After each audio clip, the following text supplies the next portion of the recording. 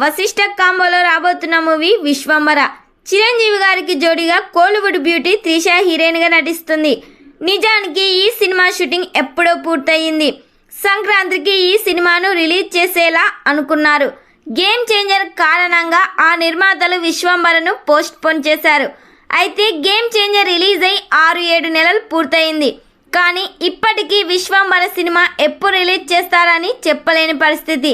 అయితే తాజాగా సినీ వర్గాల సమాచారం ప్రకారం విశ్వంబర సినిమాను ఎవ్వరు ఊహించని విధంగా VFX అయితే ఉండబోతున్నాయని తెలుస్తుంది. మునుపెన్నడూ లేని విధంగా ఒక ఇండియన్ సినిమా మంచి సినిమాటిక్ ఎక్స్పీరియన్స్ ఇచ్చేలా విశ్వంబరను సిద్ధం చేస్తున్నట్లు సమాచారం.